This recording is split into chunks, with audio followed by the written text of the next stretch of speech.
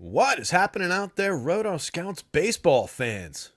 Good to see you, gang. Happy Friday, as Cujo just said in the chat. Looking forward to running through a 8-game baseball slate here. We're going to do it at a quicker pace than yesterday, probably about half the show length. Went almost 3 hours for opening day. Going to shoot for about an hour and a half today. Reason being, I've got to get everything updated after these confirmed lineups are all coming out right now, so I've got to update the baseball stuff, and then I still have basketball projections to get done later on. So I'm aiming for like a 5:30 ending for this show. 5:30, 6 o'clock, somewhere around there. Get us out of here at a reasonable time. Get all the basketball projections done, get all the baseball projections updated going into lock, and then get my own lineups built. Got most of that done yesterday. It was a decent day. I think going forward, the plan is going to be to have this show a little bit earlier in the day, or at the very least, have content up a little bit earlier in the day. Just got a late start, later than I wanted to today, and did like a bullet point version of the article. It wasn't crazy long and deep like yesterday's was, but highlighted a lot of the top plays, gave what I think is some good information, good summary of the slate. Now we're gonna run through this, but I like having a little bit more time for all this stuff. Pretty fun opening day yesterday, I thought. Hopefully we had some successes out there. Hopefully somebody took that Garrett Crochet play and made some money with it. I had him in solid chunk of lineups. He was my highest owned pitcher, and just every single one of them had one of those guys that just didn't come through. Like the best one I think had Jose Altuve with like a 6 in the second base spot as a one-off, and just didn't quite get where they needed to be. But had some really strong contenders. Fun day of baseball. Looks like we had a brawl, benches cleared in the Mets game. Larry C. saying Rhys Hoskins is my new favorite player, calling McNeil a crybaby. Always fun. Yeah, I actually forgot to put that game on. I forgot that was on. Let me flip it over on the TV over here. That's last night's Rangers game. It's got to be around here somewhere. There we go. Brewers Mets. Jackson Churio do anything today? I didn't call him up. The first few days, I had some key injury spots on the Dynasty team that we have to wait until Yahoo officially puts them on the IL before we can injury list them. So now I'm going to do that and call up Jackson Churio starting next week. But one of the top prospects in all of baseball, really, really exciting player. I hit a walk and a stolen base for Churio. Damn, I could have used that stolen base. I was hoping I would get away with a thin line, especially with that rain out. I was hoping I'd get away with a couple thin days from him, his first few, and get him for starting next week. Anyway, let me get this stuff up on the screen for you guys. Got a lot to talk about and not as much time as yesterday to do it in. So, again, if you're just joining us, if you're looking for the NBA show, there are no more NBA shows, at least for most days. We'll see if we work a couple in. If you're looking for NBA projections, they'll be up on the site after this show and a little chunk after this show. I still got to get them done. But everything baseball-wise, hitter projections, pitcher projections, the overall strategy rundown, the home run picks, top stacks, all that stuff is up on the site, free of charge, rotoscouts.com. I also hear from our pals over at acemind.io that they're planning on getting the sim tools launched into production. Should be, I would imagine, today, over the weekend. Looks like they missed the opening day target by a day, but we'll forgive those guys that. If you're not familiar, we've got a promo code going on with them over there. Promo code, David Soto's waiting on it. Yep, I have it in good authority that they're about to launch into production. But if you're looking to subscribe over at AceMind, there are sim partners. They've got an optimizer tool, sim tools for NBA, MMA, MLB, obviously, NFL, all the big sports, all the big DFS sports, and they're working on a ton more. You can use promo code rotoscouts over there, get 20% off your first month on top of the 3 free day trial that they offer you guys. So 3 free days, then 20% off the month going forward from that. Good way to start out the baseball season. Salty old man, great call last night on Crochet, Tara. This is why I only come here for that MLB DFS. There you go, bud. Appreciate it. Hopefully you took something down with that. Yeah, that one worked out. I think I said it when I was breaking him down. You wouldn't see him projected any higher anywhere, and who knew that projection was low? I was thinking like we're lock in right around 27, 30 points, but yeah, he put up a nice score. Highest value pitcher of the day, rivaled, obviously didn't get to the the 60-point total at the top. We had another 60 score FanDuel scoring from Shane Bieber in the night slate. He was the top projected night pitcher, the late slate pitcher. I threw up late slate projections, just kind of a bonus because I was here. Couldn't fall asleep despite not sleeping for like 48 hours. Couldn't fall asleep last night after lock and everything. So I ended up throwing up late slate projections and dropped one lineup in and cashed it, but didn't do anything crazy with it. But Bieber had a nice day in that one, and I think we can go right back to that Guardians pitching staff. I kind of like the looks of Logan Allen on this one as a fairly inexpensive starter. But let's get into this thing. Let's talk top game, first game off the deck here. Can you please go lie down? We've got a lot to do. Joker's here. He says hi. Let's take a quick look through the game environments. Always like to do that. That's the wrong one. All these different tabs. The old Awesemo tab here. That's where the ownership still goes. Never had the heart to rename it. Don't use their ownership anymore, but... all right, so we've got Toronto at Tampa Bay, 8-run total. Tampa Bay favored. Pirates at the Marlins, 8.5-run total. Kind of juicy in that one. I kind of like the, a little bit from each side in that one.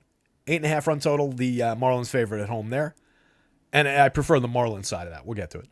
Yanks at the Astros, 9-run total in that one. Yanks left a village on the bases yesterday. That Yankees total could have paid off that stack ranking that I had on them if they had done anything in terms of clutch hitting. They ended up scoring runs and winning the game.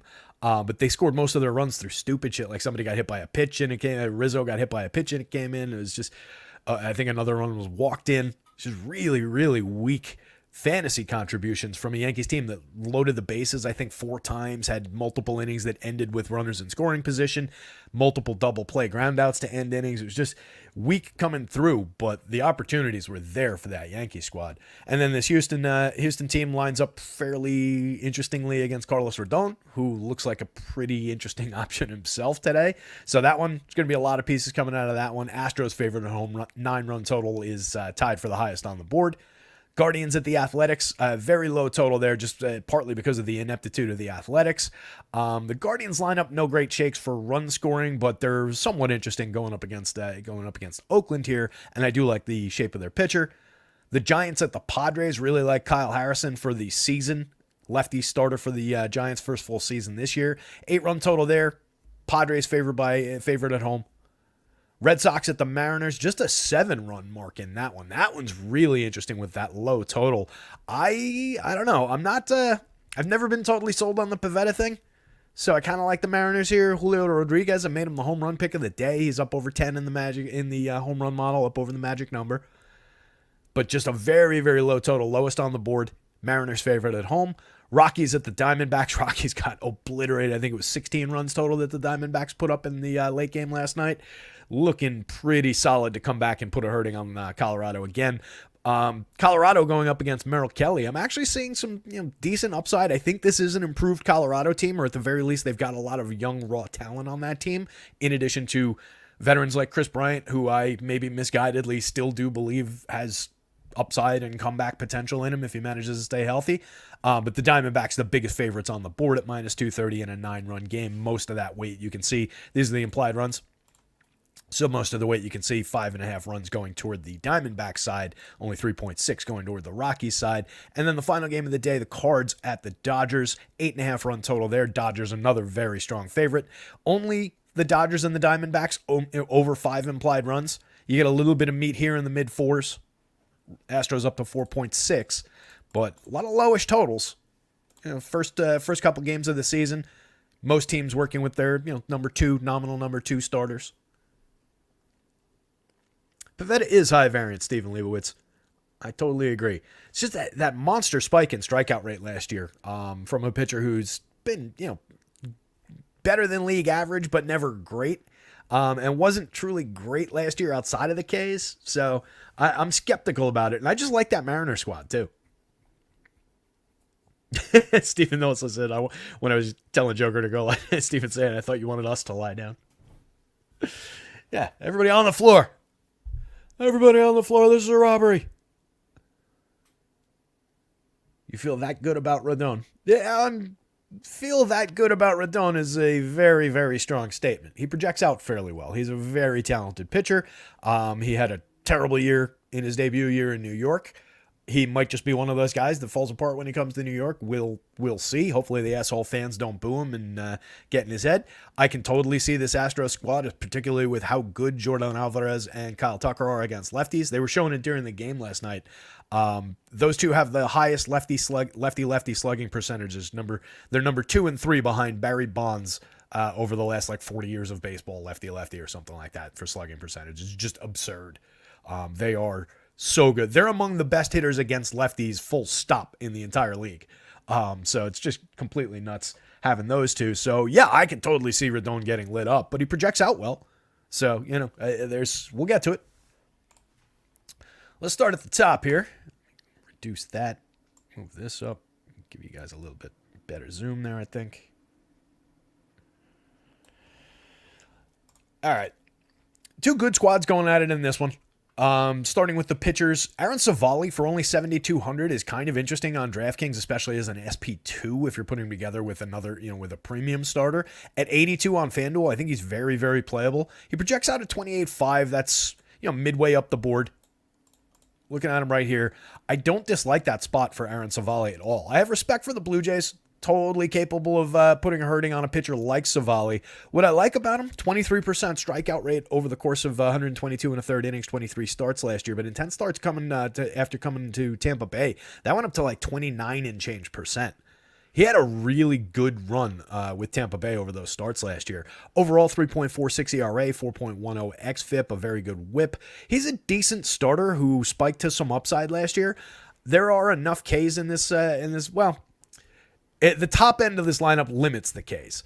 The back end gives you back a few of them. Kevin Biggio at 26%. It masks out to 18.9, but there are some back end Ks in this lineup. It's very low in the average because of the 10.7% from Alejandro Kirk and the 14.7% from Vladdy.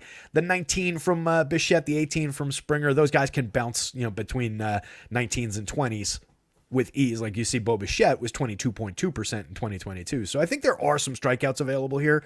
Savali, again, it depends on which version of him we get, but I do think he's at least playable, and I think he's kind of interesting at the 7,200. And even if he's not finding a ton of strikeouts, I kind of like him for some depth here. A little bit of depth, a little bit of, maybe book the quality start on FanDuel, even if he's not whiffing a ton of guys. And I think he pays off around that kind of a projection for the money at the very least. Chris Bassett, 200 innings last year and 33 starts, a 22.5% strikeout rate, 3.60 ERA, and a 4.21 xFIP.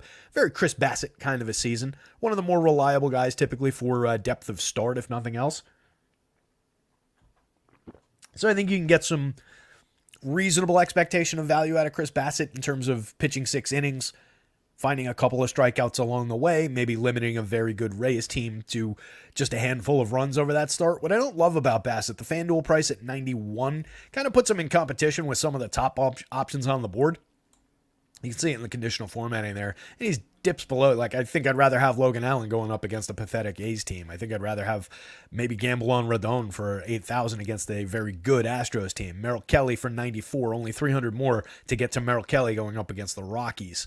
I think there are better options than Chris Bassett against Tampa Bay here, but I do think he's at least playable. A handful of shares is certainly not problematic.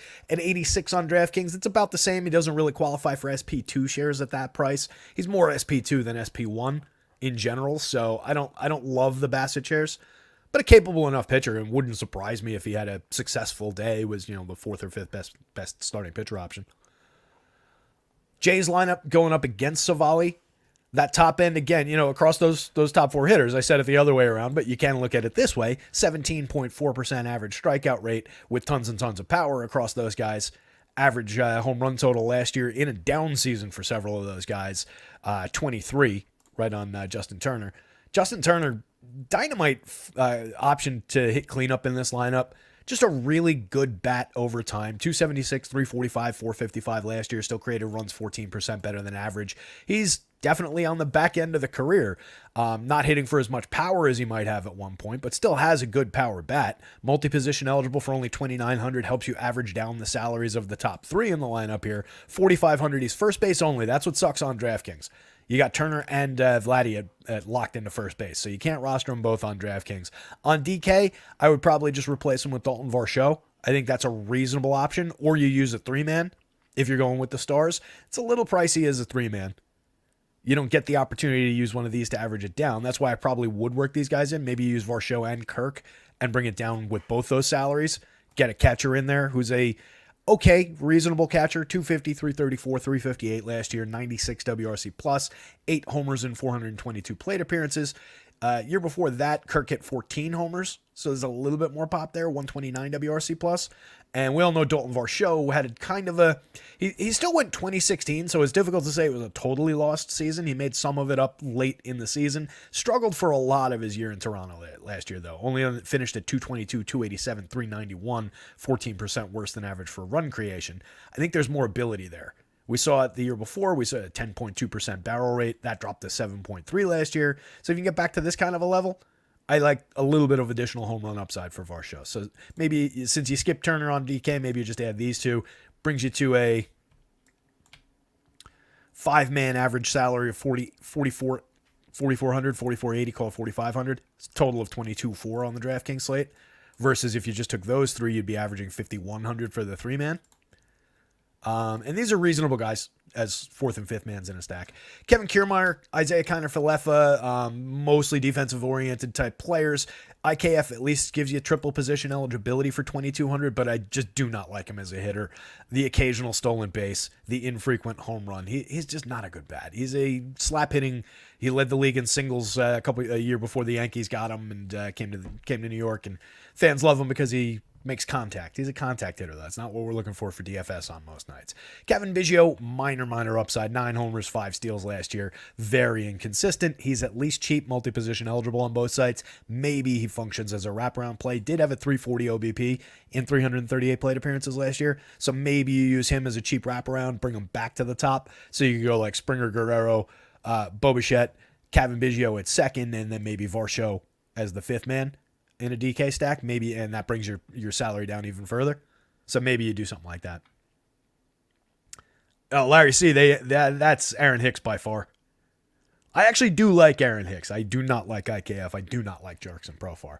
Aaron Hicks, I like. Just as a Yankee, he struggled for injuries and stupid reasons. But in terms of like baseball player wise, he's a talented guy, reasonable mid range power, very very good on base skills, ability to see a ton of pitches, which is kind of an ongoing Yankee theme that I'm very into. So yeah. And by the way, though, the way that's going to go this year with the Yankees for just seeing pitches, it's going to be awesome. With that's why that was further down. With Juan Soto in there, fouling things off, and just with his eye on top of Aaron Judge, they're going to see so many pitches. They're going to chase starters early all season. Anyway, keeping this thing rolling. Rays side of this game, Yandy Diaz home run off the top yesterday. Dynamite option, 5,000 on DraftKings, 3,700 on FanDuel. You're paying full freight for Yandy, but he's an excellent option. You get a little bit of a discount on DraftKings at 3,800 for Brandon Lau. With his power between Diaz and Rosarena there, he should not be only 3,800. He's got a lot of ceiling on him for that price on DraftKings. So I like that as a 3-man, Diaz, Lau, Rosarena. And then they've got excellent options going further down the lineup at fair prices at worst. 4,400 for Isaac Paredes, who was first and third eligible on both sites. He had 31 home runs last year. Had a 238 ISO. Creator runs 37% better than average. It was a bit surprising, but that kind of power upside for 4,400 for 3,100 on the FanDuel slate in combination with those other guys, it's a really good addition to a stack. You can see the run of very solid DK projections at the top of the lineup, all in green there. On the FanDuel side, they project out very equally strong, but they're a little bit more expensive because Lau comes in at 3,400. You've got 37, 34, 36, and 31. So value-wise, you get a little bit more, I think, out of the Rays on the DraftKings slate. Rosarena was the home run pick of the day from the Rays, the team-based home run pick. 23 homers, 22 steals last season. Upside for more than that. Very, very good multi-category contributor. Love Rosarena here. Harold Ramirez, the 6th man in the lineup there, 3,900 on DraftKings, 2,600 on FanDuel. Somebody to just keep in your pocket when you're rostering Rays and you need to get one spot just a little bit cheaper. Harold Ramirez, when he's in the lineup, very, very capable hitter, very good bat-to-ball skills, occasional power, 12, 15 home run type power. He hit 12 last year, but he went 313, 353, 460 in his triple slash, created runs 28% better than average across 434 plate appearances, puts the ball in play a lot. He's more than like I said about IKF. IKF is a slap hitter. Oswaldo Cabrera, who managed a home run as a surprise yesterday for the Yankees, is mostly a slap hitter. There's a little bit more to Harold Ramirez than that. He drives the ball a little bit better. You can see it not in his barrel rate, which is only 4.6 because he hits a lot of line drives, but a 40.7% hard hit rate. It's pretty solid. IKF, yeah, granted, was at 38.9 last year, but there's a difference there. But Harold Ramirez, good player to keep in mind, again, when you're rostering Rays. Jose Siri hit 25 home runs, stole 12 bases last year at 272. Monster ISO for him across 364 plate appearances. For $2,800 in the outfield on FanDuel is a bargain. $3,800 on DraftKings. Absolutely a bargain price. 12.7% barrel rate last season. Strikes out a ton, doesn't walk a lot, can easily put a 0 in your lineup, but he's a lower lineup type guy that can make a big, big difference. Ben Rorvet getting his first start, I believe, with Tampa Bay. Capable catcher, but mostly here for defense. Jose Caballero, same thing. Jose Caballero might steal you a base if he gets on. That's about it, DFS-wise. So this one, Savali value, yes. Bassett, only if you want him. I don't really love the pricing.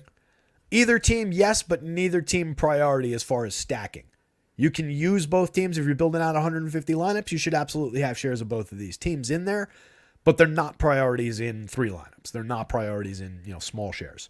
But either one of these teams perfectly capable. Top ends obviously a little bit better. And then guys to remember down lineup, Dalton Varsho in the 5 spot and maybe a Kevin Biggio as like a sneaky cheapo wraparound, but with no faith for real true upside or performance. It's just a kind of a dart throw for a cheap price as a wraparound for Biggio. But at least he does get on base and could get on base ahead of these guys.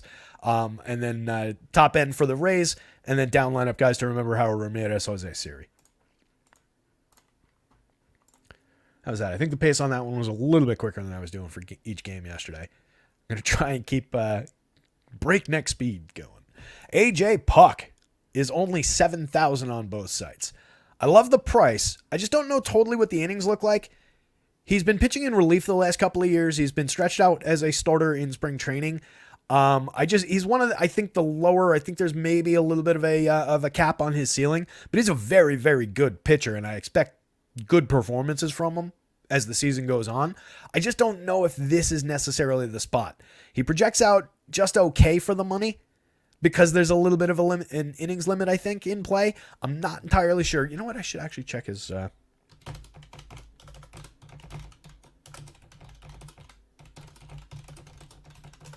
if I can just find that real quick.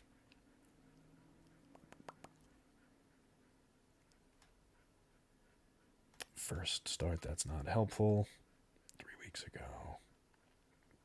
I'm going to check that before we, in the final update, as when I update for all the confirmed lineups a little bit later on. I'm going to double check his pitch counts just to make sure we've got him dialed in about right. There's probably a few additional points of upside there. Somewhere 20 to 30 on the FanDuel scale is probably about right. I just don't know that he hits ceiling, but as a SP2 on DK for 7,000, I think it's pretty worthwhile. On FanDuel at 7,000, it's a bit of a gamble because I don't know that we're getting to that quality start. But there's tons of strikeouts available, 32.2% strikeouts with only a 5.4% walk rate in a relief role, 56 2/3 last year, 3.97 ERA, 3.02 xFIP.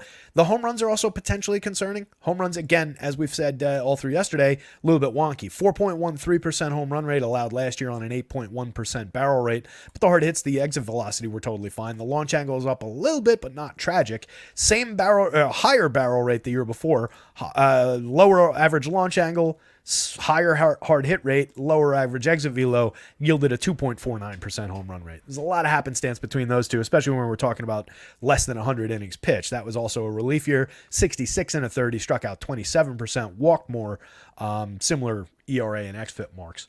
So I like the spot I like the pricing for AJ Puck. It's just a matter of, do we get the innings, the full stretched out innings from him today? It's a bigger question mark on FanDuel. I think he's got a little bit better shot at value on DraftKings. Martin Perez, I want no part of. 15.3% strikeout rate last year over 20 starts, 141 2/3. I think it just feeds the value for some Marlins stacks potentially. 4.45 ERA, a 4.96 xFIP, 3.45 home run rate allowed, 89 miles an hour of exit velo. The contact numbers aren't completely tragic, but this is a targetable home run rate. Obviously, like I said yesterday, I think we're typically looking for like 4+ is usually my just in my mental barometer for, there's some problem home runs here. But 3.45 from a guy like Martin Perez, who is not exactly lethal pitcher in other ways. There's a difference between his 3.45 with no strikeout ability, a 7.3% swinging strike rate, a 25.8% CSW, and a guy like AJ Puck, who, he allowed some long balls, but he had a monster strikeout rate, a monster swinging strike rate, one of the better CSW marks you'll see in baseball last year. So there's a difference there.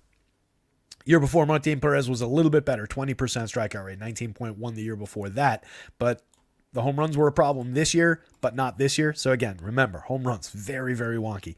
It is a worthwhile talking point in my mind, but the actual totals, the way these percentages work, bounce around a little bit. I do like the upside for the Marlins side of things, but I think we can talk Pittsburgh a little bit here too. A lot of right-handed hitters for one thing. Connor Joe is a good righty against lefties, 11 home runs last year, jumping into the leadoff spot ahead of Brian Reynolds. Brian Hayes, Andrew McCutchen is a good little four-man group. A couple very solid veterans, a strong breakout candidate who was 15-10 last year, and I like the upside for 2020 this season in Brian Hayes. He's only 2,900 at third base on FanDuel. That's an excellent, excellent bargain. Even if you're using Brian Hayes as a one-off, that's kind of a decent third base one-off. You don't usually get good third base one-offs under 3,000 on FanDuel. At 4,300, he's reasonably priced on DraftKings. 48.4% hard hits last year. If you could ever just get a few more barrels on the ball, we're going to see 20+ home runs from him. McCutchen is definitely a workable play. 4,100 on DraftKings, 2,500 on FanDuel. 12 homers, 11 steals last year. What I love about McCutchen is he's just always getting on base. Very, very capable guy of putting the ball in play too, so he can knock in some of these guys if they're on ahead of him. But he's going to give you a lot of on base. Good correlated scorer with guys later in the lineup. So he's got correlation both ways from the 4 spot. He can drive in those runs. 44.6% hard hit rate last year. The 12 home runs, 256, 378, 397, 15% better than average creating runs. But I love the 378 on base because it can feed some of these guys. And these three are kind of interesting. Edward Olivares, 12 home runs, 11 steals, and 385 plate appearances last year. Created runs 5% better than average in a moderate sample. Not a bad option. Low strikeout rate. Good bat on ball skills. Henry Davis added the catcher eligibility on DK that I was calling for yesterday. That's awesome. So you can flex him between catcher and outfield. I prefer him at catcher at 3,100. Talented young kid. Came up last year for 255 plate appearances. Hit 7 home runs. Just went 213, 302, 351. 24% worse than average creating runs. But he's a high-end prospect for them. They expect big things from this kid. So at that price, 3,100. Behind Olivares with McCutchen. I kind of like that as a combo. And then broken price on O'Neal Cruz right now. 5,300 is just too high, DraftKings. 3,400 is a little bit more reasonable than that on the FanDuel slate. Shortstop on both sites. Only made 40 plate appearances last year. In his bigger campaign the year before, 361 plate appearances as a rookie. Hit 17 home runs, stole 11 bases. Only got on at a 294 clip, though. A lot of strikeouts. Needs to learn how to get himself to first base, but the power's very real, the speed's very real. Could be an MLB DFS god if he develops a little bit. But I think the price is a little bit high for who he is right now. But I do like this as a lower owned, leave out the guys that everybody's targeting, grab the middle of the lineup for cheaper prices kind of a, well, it's not necessarily cheaper prices because you have the 53 against the 5,000 there. But I like this as much or more as I like that. So I think it's an interesting group of Pirates. And then you get Jared Triolo in there, and then you get our guy Michael A. Taylor for 2,500, 2,300, 21 sneaky home runs from this spot last year. I like the upside there. I'm never calling for the Michael A. Taylor home run, but he's always playable at these very, very low prices, basically no ownership on any given slate. He's got upside. 223 ISO last year, 13.5% barrel rate. Guy knows how to hit home runs, if nothing else. So you can get there when he's cheap, and it's at the bottom of the lineup. You lose a plate appearance. It's never ideal. But especially with that price being where it is, maybe you go McCutch if you wanted to build this mid lineup stack. Maybe you go McCutch, Davis, Cruz, Taylor in that group instead. Or actually you could go all 4 of those guys and that guy. So there's different ways to put it together with the Pirates. And, even if Puck succeeds, you then get to the Marlins bullpen. They've got good closer. They've got good high leverage guys. But the rest of the bullpen, I think, somewhat targetable here. So maybe a little upside if they manage to chase puck a little bit early. And then on the Marlins side, going against Martin Perez, very, very targetable. Power upside from Jake Berger. He hit 34 home runs last season. We'll see how he bounces back this year. 268 ISO last year, 20% better than average creating runs. 27.6% strikeout rate with no walks behind it makes it a little bit shaky for him. There's no real support from additional runs scored, getting on base, correlated scoring. He's got to clear the bases of his other teammates to really provide value. Josh Bell is a decent stick in the 2 spot, hitting behind Luis Arias, but neither of those guys are Jorge Soler. These 3 guys added up maybe equals the raw power of a Jorge Soler. But any one of these 3 guys is capable of hitting home runs, driving in some runs. Bell had 22 last year. Brian De La Cruz had 19 last year in a pretty solid season. He was 8% worse than average creating runs, but 259, 305, 412. There was a little bit to like from Brian De La Cruz, 42.1% hard hits. The barrel rate, 8.8% versus the year before was even better. Maybe that was the year I was thinking of. So it did dip a little bit last year, but a strong enough season over 627 plate appearances. Let's put it that way. And then you get a star in the 5th spot in Jazz Chisholm.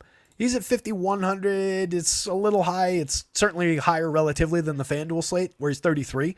19 homers and 22 steals in 384 plate appearances. Call that half a season for Jazz Chisholm. A lot of teams would have Jazz Chisholm making 700 plate appearances from the leadoff spot and doing his thing. 210 ISO, 104 WRC plus. Love the power upside. Love the speed upside.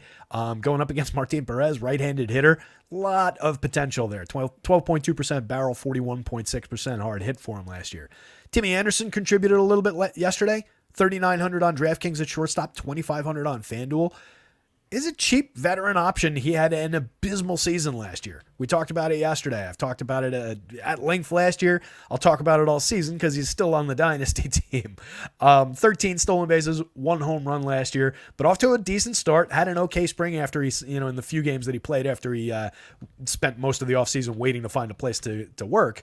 Was a much better hitter, if nothing else, in his 351 plate appearances the year before. 6 homers, 13 steals that year, so matched the stolen base total in fewer plate appearances and hit way more home runs even in a down season that year. And then the year before that, 309, 338, 469, 17 homers, 18 steals. He's not old and washed up. It's not like Tim Anderson's 38. He's young 30s, I think 31. So I like the upside for Timmy Anderson to get back to, maybe we don't see him hit 300 again. Maybe we don't see him compete for a batting title, but much better than a 245, 286 kind of a season. And then that's just got a rising tide effect, mostly on the stolen bases. But I like him to get back to the 12, 15 home run territory, the 20 plus stolen base territory. Avi Garcia, decent veteran bat. Jonah Bride, Christian Bethancourt, total afterthoughts at the bottom of the lineup. Bethancourt can hit you cheap catcher home runs, mostly where the position's needed for 3,000. On FanDuel, 2,200, it is a cheap price. He had 11 home runs in 332 last year, but again, kind of an afterthought there.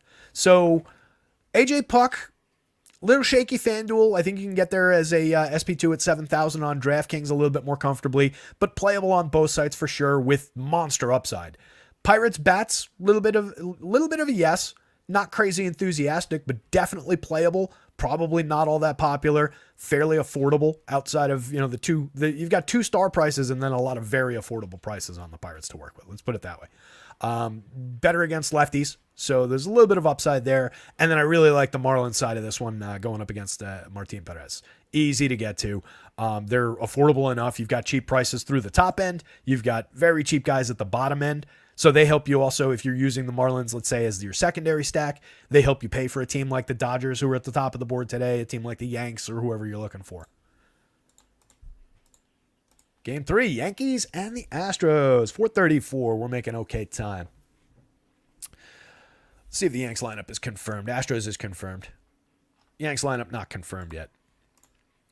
All those first ones we talked about are confirmed lineups, by the way. Again, if you weren't here yesterday, green C's mean these are the confirmed lineups that have been released by the teams. Red P's, like what you see here on the Yanks, is the projected lineup.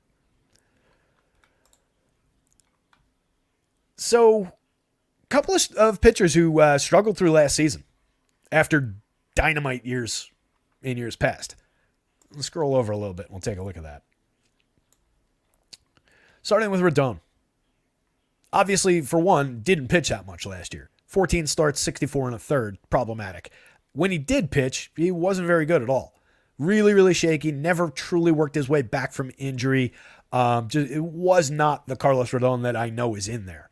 It was not this Carlos Rodon, right? That is an excellent left-handed pitcher. That was the guy who the Yankees signed. 2 years ago, 2.37 ERA, 3.17 xFIP, a 34.6% strikeout rate, 132 and 2/3, 24 starts. Just a dominant season, 6.7% walks, limited power, limited premium contact fairly effectively. Came back the next year through more innings, 178 innings, 31 starts. I think that was his career high. 2.88 ERA, a 2.91 xFIP, 33.4% strikeout rate, competitive for the Cy Young Award that year. It was just a dominant lefty pitcher. And then this disaster last season, 6.85 ERA in his limited innings, 5.30 xFIP, 22.4% strikeout rate, walked 9.8%, 5.24% home run rate. This was just, all of this you can just chuck out the window, and that was a lost season. We just go back to the baseline for a guy like Carlos Rodon, and that baseline is excellence. 8,000 on FanDuel is too cheap. 7,600 on DraftKings is too cheap. Even against an absolutely lethal Astros squad against lefties. I just think Carlos Rodon is too cheap here. So yeah, I'm going to go to it. Somebody was asking about it in the chat. He projects out well. He's not the top option on the board, but he's one of the top projections on the board. The model knows about last year, but it also knows about those previous seasons. And this is what comes out in the wash. If it wasn't for those 14 starts last year, this would be higher, I guarantee you. So I like the spot. It could absolutely go haywire. Like I said at the top of the show, like I said yesterday, like they were featuring on the Yankees broadcast yesterday, these two guys are two of the best hitters in baseball, full stop. They're also left-handed, but they remain two of the best hitters in baseball against the lefty, full stop. Not even lefties against the lefty. And they just are the two best hitters in baseball, lefty-lefty. So there is no break for Carlos Rodon with these two lefties. And then everybody else is right-handed. And a lot of those guys are really good. It's not by any means an easy start, easy spot, easy start. But we did see, outside of a couple blips, some shakiness early. Nestor Cortez was pretty decent against this team for several innings yesterday. I know he gave up runs. I know it wasn't any kind of dominant start or anything. Nestor's not really that guy. I was in the first 2 innings, I was sending my friends texts saying, "Hey, Nestor Cortez sucks, pass it on." And that's, the jury's very much out on that right now. But I think that's at least a good sign that Rodon could have a successful day here. So I love him at the pricing, if nothing else. I love him at the pricing. Christian Javier, I expect a monster comeback season from him too. This could be a lower scoring game than Vegas might think. If both of these pitchers are on their old form, Christian Javier was not bad last year, but he pitched he wasn't good last year. But he wasn't as tragic as Rodon was last year. Let's put it that way. He pitched a full season, 162 innings, 31 starts, became a full-time starter last year, dropped to a 23.1% strikeout rate, down from 33.2 in 25 starts the year before and 30.7 in just 9 starts, a lot of relief work that year. So he went from 30-plus, 33.2% last year down to 23.1. That's a precipitous drop. 11.4% swinging strike rate, down from 13.8. The CSW obviously crashed along with that. I like the upside for Christian Javier to find his form and to get back to a higher strikeout rate. Maybe we don't get into the 30s again, but 27 to 29%, somewhere in that range. I love the idea for the ERA and the xFIP to drop back down to, it was 2.54, 3.53 last year, 3.55, 4.35 the year before, somewhere in that kind of territory. Lot better. It's just a really problematic matchup for him to get started with. You'd love to see him start against any other team but the Yankees. Gleyber Torres off the top. I talked about his dynamite season last year, the improvements that he made. Cut a 22.6% strikeout rate in 2022 down to 14.6% last year. Took his walk rate from 6.8% to 10%. Finds himself now leading off, probably, this is a projected lineup, leading off ahead of Juan Soto and Aaron Judge. Probably the deadliest combination in all of baseball. So, and I'm not just saying that, I'll do this while I talk about them. Those guys just are objectively the best combination in baseball right now. Between the on-base skills, the power, et cetera, the fact that they're lefty-righty and basically facsimiles of one another in terms of their power upside, it's ridiculous to have them together. But I love the spot for Torres because he can get himself to first base fairly well. 347 on base last year. He's got room for improvement this year. I think he could take the power even a little higher this year. Went 25-13 last year, so it's not like he didn't hit for power. But I like him. I like, potential for 30 home runs, 15, 20 steals. Really like the spot for Gleyber all season long, and he's cheap. 3,200, 4,200 ahead of the big prices on Soto and Judge. It really makes it easier to roster Soto and Judge having him at that price. And then behind those two guys, I don't even need to highlight those two guys because they're so good. And you just know if you're playing Yankees, just click those two dudes into your lineup and figure out how to pay for it. And another way to help you pay for it, you've got Anthony Rizzo and Giancarlo Stanton behind them for $2,900 apiece on FanDuel, $4,300 apiece on DraftKings. Rizzo, I'm gonna tell you to do to just throw these numbers in the garbage. Anthony Rizzo averages 32 home runs a season for like his career. It's like 7-8 seasons above 30 home runs. It's just really, really, really, really good left-handed hitter. He's a good hitter on top of being a good power hitter. He had a concussion for most of this stretch. He was off to a really hot start last year, got concussed, and fell apart because he had no timing anymore. When they finally diagnosed him, it was, oh, wow, all right, that's what happened. He took a pitch off the arm yesterday. It went down in pain. I thought he was going to come out of the game and be another lost season for him, but he stayed in. Fully expect he's healthy and good to go here. So I love the upside for a bounce-back season from Rizzo, and getting him this cheap behind these two hitters is ridiculous. Giancarlo Stanton, tragedy in the front end of the triple slash at 191, 275. Still had a 229 ISO last year. Hit 24 home runs in only 415 plate appearances. That's not a lot of plate appearances to hit that many home runs in.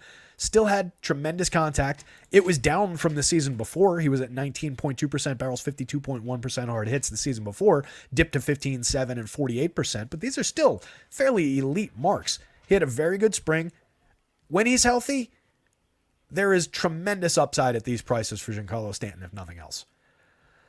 We'll see what happens at the bottom of the lineup here. Alex Verdugo, a very good contact hitter, a little bit of pop, 13 homers last year, 264, 324, 421. Had a decent day yesterday, made a nice catch, had a couple of base hits, I think. One key at bat that I remember. And then Anthony Volpe, they were raving about him on yesterday. Didn't swing. He swung at one pitch out of, I think, 17 out of the strike zone yesterday, which is a monumental improvement on its own for Anthony Volpe. We'll see if that's consistent or if that was just one game, but the buzz is that he's focusing on, more contact-oriented level plane swinging, not swinging with a tremendous, uppercut, trying to hit home runs on every swing. So at 2,500, 3,800, considering he went 21-24 as a rookie last year, it was really just the 209, 283 front end that made him problematic. He's already got really good counting stats. If he's putting bat on ball more consistently, he immediately gets more interesting. At those low prices, it's worth finding out. Austin Wells, good bat at the catcher spot. Needs to overtake Jose Trevino for regular starts. Lefty catcher with power upside. 4 home runs in just 75 plate appearances in his cup of coffee last year. 257 ISO. 13.8% barrel rate. Cheap young catcher with power upside if he's in the lineup today from the left side. John Birdie. Excellent pickup by the Yankees just before the opener yesterday. 3,000 on DraftKings, second and shortstop eligible, triple position eligibility for only 2,300 on the FanDuel slate. 425 plate appearances last year, 296, 345, 406. Creator runs 4% better than average, swiped 16 bases. Led the National League in steals with 41 the year before that. Much worse season with the stick, but a lot of speed, plays a lot of positions. He's a utility man. I'm not endorsing him, wholehearted endorsement for gonna lead the DFS slate today, but as a wraparound play, getting you back to Torres, Soto, and Judge, that's kind of interesting for cheap prices. Top to bottom, at worst, the Yankees are playable, and they're gonna be basically playable every day. This is the better configuration. There are 4 decent options at the bottom of the lineup today, as compared to yesterday when it was Jose Trevino, Osvaldo Cabrera, who again did end up homering after I badmouthed him. But this is the ideal configuration of the Yankees lineup. So hopefully this is what we get. Astros side, stars, washed up star, emerging star. It's pretty easy to get to Astros at any price. That said, their prices are very, very high, so it makes it difficult to combine them with other elite things. 5,400, 4,000 for Jose Altuve, totally appropriate. 17 home runs, 14 steals, and just 410 plate appearances last season. Altuve is a premium second baseman until further notice. 211 ISO, 154 WRC+. I already mentioned these two guys absolutely obliterate left-handed pitching, but it's worth saying one more time. Do not skip these guys ever for lefty-lefty. It does not matter for them. They're both very expensive, justifiably so. Jordan Alvarez, one of the best pure hitters in baseball, hit 31 home runs last year. Kyle Tucker adds speed to that equation and is almost as talented with the bat. Hit 29 home runs, stole 30 bases last year. Alvarez created runs 70% better than average in his 496 plate appearances. Tucker needed more plate appearances to get to his counting stat totals. Created runs 40% better than average. Doesn't get on base like Alvarez does. Alvarez is the better of the two, but they're both elite.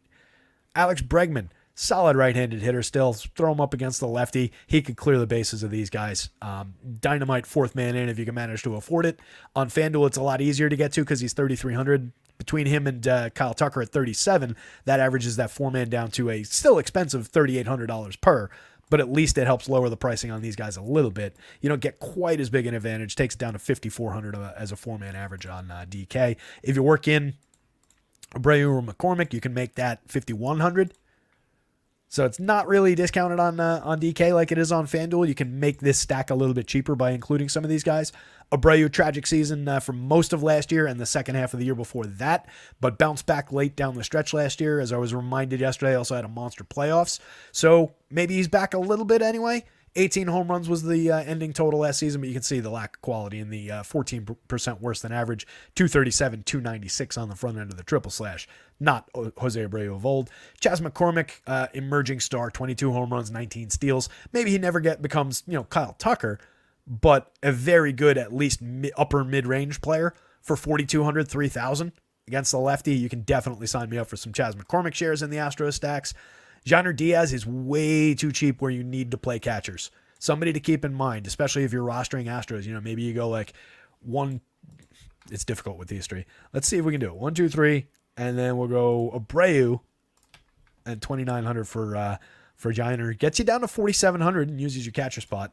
But too talented a catcher. He went over 377 plate appearances, 282, 308, 538, a 256 ISO, 23 home runs last year. 27% better than average for run creation last year, and he only cost $2,900 where you have to play a catcher. That's just silly. $2,600 where you don't need catchers. He's still playable over there. 7.94 in the home run model, one of the higher marks on the team. Jeremy Pena, Jake Myers, playable from the bottom end. Myers homered yesterday, then got pinch hit for. That's kind of what you would expect from that spot. So a little bit weaker down the bottom end, but very strong top 7 for the Astros. So kind of 4 corners in this one. Definitely Carlos Rodon is too cheap. I like that. Christian Javier, probably appropriately priced for the question marks about does he bounce back or not. But I would play either of those pitchers even against the elite competition in both of these lineups. And same thing, I would play either of these lineups against both of these pitchers. I probably prefer the bats. They do rate out higher overall. You see 3 guys in the Yankees lineup, obviously, over the magic number for home run power. Those being Soto, Judge, and Stanton, to nobody's surprise. We've also got Glaber and Rizzo pushing, just under 9. If we're looking for 10, just under 9 ain't too bad. So a lot of home run upside, if nothing else, for the Yankees. And again, they just get on base. They see pitches. They work starters. So potential for underappreciated run creation. And then the Astros, at the very least, 1 through 7, looks very, very good. You just got to figure out how to afford it on DraftKings. Easier to get to on FanDuel. I think we lost some time on that one. Let's see what you guys are talking about real quick. Trey's here. What's up, Trey? Good to see you, buddy.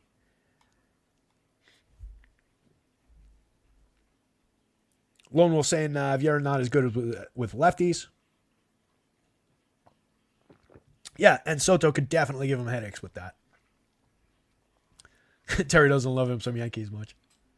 I love my Yankees, but that's not why we talk about them. They just project well. Travis Duarte, thoughts on Wells? I like him if he's in the lineup, buddy. Like I was just saying. I know you probably asked that question before I said it. But yeah, like the Wells spot. And I really like the go forward upside for Wells. And where did this guy come from? I didn't notice that this Darryl Harnias is in the projected lineup at... No, is he not on... he's on both slates. I got to fix that. Didn't catch that when I was uploading the projections. don't think we got these lineups yet. We do not. This is a 9:40 game. Slate starts at 6:50 on both sites. There's a 7:10 game. Then we wait till 8:10 for the next start of the Yankees and Astros. And then we wait till 9:40 for the last 5 games on the slate. So Logan Allen, I think he's an interesting value. 8,600 on FanDuel is a little bit higher than I was expecting his price to be today. I was looking forward to the spot, not in a Garrett Crochet kind of a way because he doesn't have that strikeout upside. He flashed it a little bit last year, but I think around league average type strikeout rate, low 20s is probably appropriate expectations for Logan Allen. I just think he's a good pitcher, good lefty going up against a inept athletics team, or a mostly inept athletics team, I guess I should say, to be fair. I like the upside for Allen to have a successful day. 7,400, he's a playable SP2 at worst on DraftKings, and 8,600, I think he's in the mix. I can't imagine he's going to be like crazy popular on FanDuel, so maybe you get a little bit of advantage from that.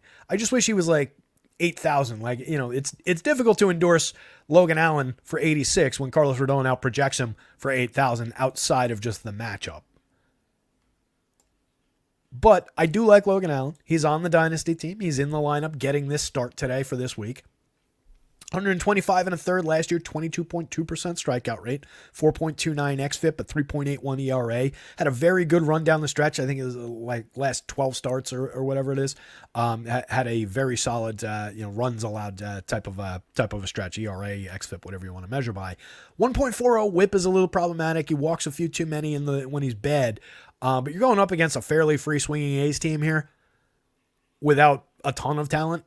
So I like a little corner of upside, and I'll definitely roster a little bit of Logan Allen at 86 on FanDuel. I would have more on DraftKings at 74. Ross Stripling, I think, is a non-entity on this slate. 18.4% strikeout rate, a 4.2% walk rate, 398 xFIP, a 5.36 ERA, a 5.25% home run rate in his 89 innings, 11 starts last year. Not all that much better in any other seasons. The home run upside was better in 2022, but it was also disastrous in 2021. So 2 out of 3 over 5. I'll take the upside for a little bit of Guardians power here. I think they're somewhat interesting at worst against Stripling. I don't like Stephen Kwan all that much. Another one of the slap hitting specialists who really didn't get it done last year. We talked about it throughout the season last year. He ended up finishing exactly at a 100 WRC plus. Had the on-base percentage at 340. The year before, he had a 124 WRC plus. Created runs 24% better than average because he was getting on base at a 373 clip. He stole 19 bags. He was just getting on and getting driven in, which creates runs, right? He had a lot more value that you're going 298, 373 on the front end of the triple slash. He hits no home runs. He's got very, very little power. 6 home runs in 2022, 5 last year, 21 steals, 19 steals. He runs a little bit when he gets on, but his value comes from getting on and getting help from his friends. So DFS wise, I don't think he's a priority on most slates. You can use him as a correlated scorer if you're stacking Guardians for sure. But you need him to get on base, obviously, and he struggled a little bit with that. 340 is a good on base percentage. In a global sense, he didn't struggle, but compared to where his value was in the league before, that's why he was just a league average option for runs created last year, and he contributes nothing else DFS-wise. So you're just getting some on-base opportunities and some opportunities for Andres Jimenez to drive him in, for Jose Ramirez to drive him in, for Josh Naylor to drive him in. I like that 3-man group. Andres Jimenez wasn't great last year, but did go 15-30. There's something there. It was a highly touted prospect. We're post-hype level with Jimenez at this point, but was a fairly highly touted prospect. 3,100 at second base on FanDuel is a fair price. 4,400 on DraftKings is a pretty fair price. You get reasonable counting stats from him. You get a little bit of upside. I don't think it's outside of the realm of possibility for him to have a little bit better of a season, maybe break out to like a 2020, 2025 kind of 2030 obviously would be in play. So I like the upside for Jimenez going forward through the season, and I think this is a good spot. Lefty back going up against a fairly weak starter in Stripling. He hits ahead of Jose Ramirez. Ramirez at 3,800, fairly established star, 5,500 on DraftKings. Easy enough to get to, especially with the low prices around him for the guys that you want to play with him. The only Guardians hitter above the magic number for home runs, but you've got Josh Naylor, good as a 10 at 9.26. Naylor hit 17 home runs in a bit of a breakout season last year.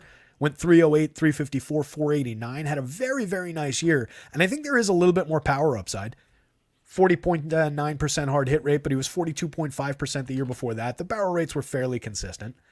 His brother's also in the lineup. His brother's their catcher, Bo Naylor, 4,100 on DraftKings, 2,700 on FanDuel. He had 11 home runs in 230 plate appearances last year. A little bit more power, a little bit more realistic home run upside maybe from Bo, but not the hit tool, not the overall skills. That's why Josh hits higher up in the lineup. But both Naylors definitely in play. They're both left-handed, heavily left-handed lineup. Look at all those lefties and switch hitters in this lineup. Only one true right-handed hitter. That's Ramon Laureano, if this is the configuration they go with. Laureano, good for counting stats over time, but a bad season last year, 91 WRC+. plus. He can hit you mid-teens home runs, steal you mid-teens bases. He's okay for DFS purposes. At best, he's a good way to average salary down without sacrificing a tremendous amount. Will Brennan from the left side, 2,800, 2,400. Moderate season last year, 5 homers, 13 steals, and 81 WRC+. Plus. Not great. This is where this team suffers a little bit, is on the back end after a couple good bats up at the top. I do think there's upside in Estevan Florial, though. Yankee farmhand for a lot of years. Maybe he's just a quad A talent, but he kept on excelling in AAA, but was just positionally blocked at every position in the outfield for the Yankees. Can't get a DH spot, can't get an outfield spot because they got all these big contracts. So he just never had an opportunity. Was okay every time he came up and filled in. Made 71 plate appearances last year, didn't do anything of note, but was good in AAA in basically every season. So getting a decent shot at a full-time job here with Cleveland could make him interesting. 2,300, 3,000 if he's in the lineup. I'd prefer it if he was hitting 6th instead of 8th. We'll see where he lands in the lineup. I think he's at least playable for a discount with a little bit of home run upside, a little bit of stolen base upside. Do we have any kind of stats for him? 8 plate appearances. You're 35. That's not. So that's what I mean. There's just no major league stats for him. But runs a little bit of power. So I think Florial's kind of interesting there. On the athletics side, going up against Logan Allen, given that Allen isn't a blow him away kind of a strikeout guy, given that he does walk a few too many, there's a little bit of opportunity for some correlated scoring upside, for a stack to float up a little bit for the Athletics. Just, they need these guys to get on base. They need a roster full of better players, really. But Zach Geloff is a good player. 14 home runs, 14 steals, and 300 plate appearances in his rookie season last year. 237 ISO, 133 WRC+. plus. I like Zach Geloff's upside for this season. Ryan Noda not in the projected lineup here. He's a lefty. Seth Brown is in the projected lineup as a lefty. Noda's a much better player than Brown is. We'll see if he makes the lineup today. He's good for on-base skills, a little bit of power, but lefty-lefty suffers a little bit. Esteury Ruiz in that leadoff spot is a speed burner. He just can't steal first base. 309 on base percentage, but still managed 67 steals in 497 plate appearances last year. If he gets on, he's running. So you can pick off a little bit of stolen base upside with a little bit of correlated scoring value for cheap, but he's not really ideal. 86 WRC plus from a guy who runs that much isn't great. Brent Rooker finished last year with 30 home runs, a 127 WRC plus, a 242 ISO, and I still don't really like him. 15.6% barrel, 49.5% hard hit. There's just a ton of whiff there.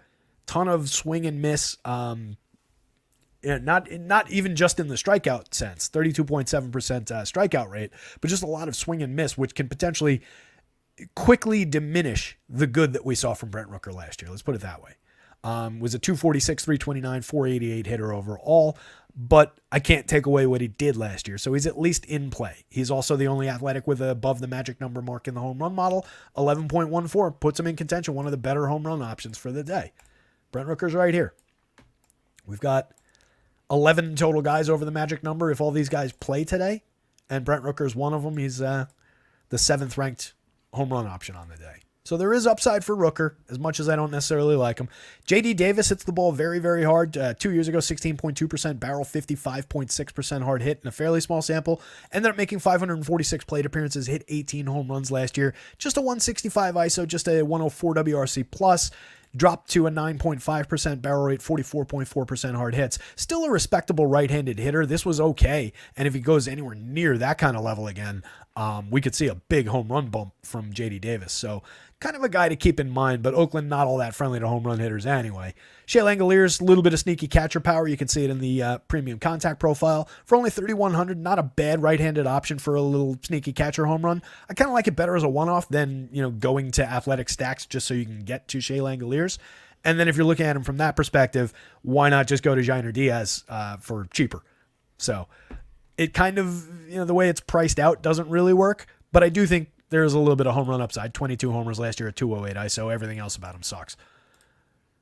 Darrell Arnaiz, I don't know very much about. 2,000 on the FanDuel slate. I'll look him up real quick. I did not notice that he was in the lineup here.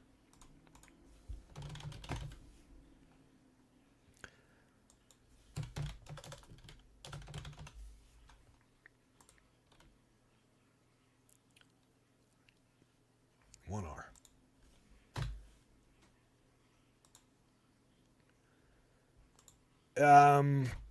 This guy does not seem to exist on Fangraphs.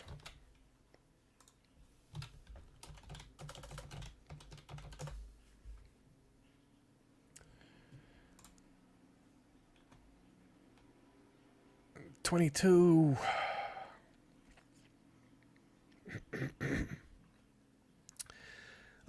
Oakland's number 5 prospect opening up this season.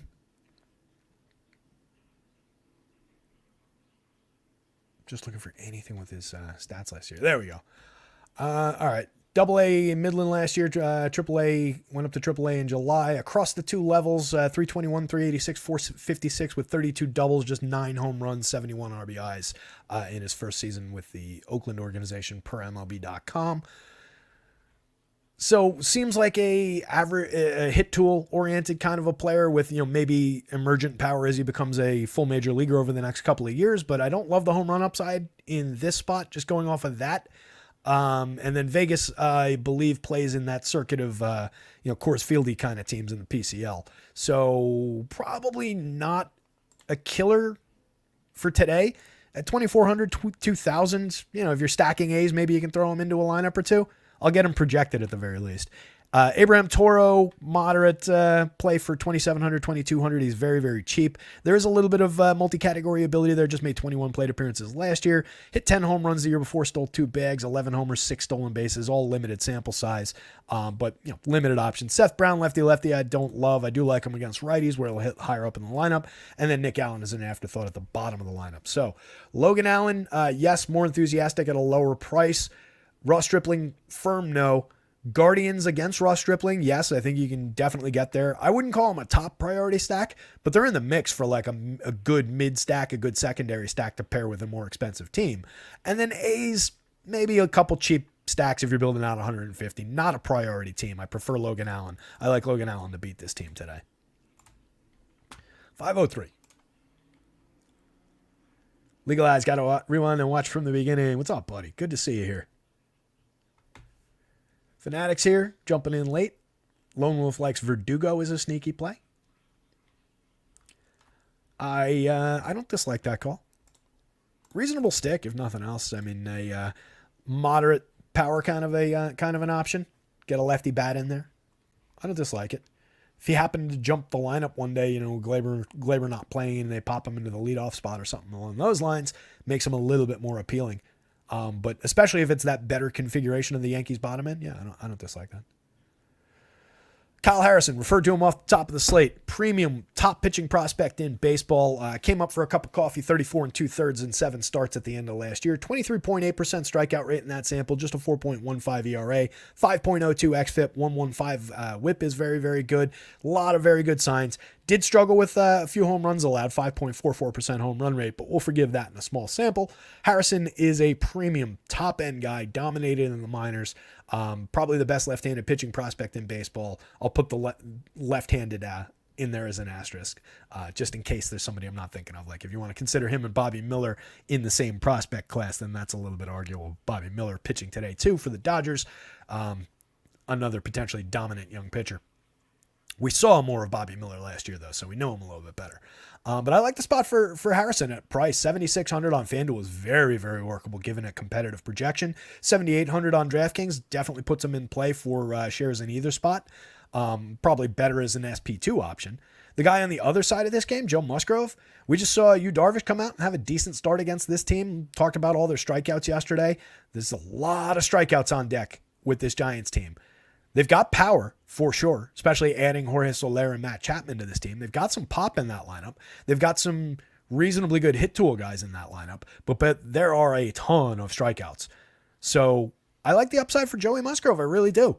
24.3% strikeout rate in a small 97 and a third last year over 17 starts.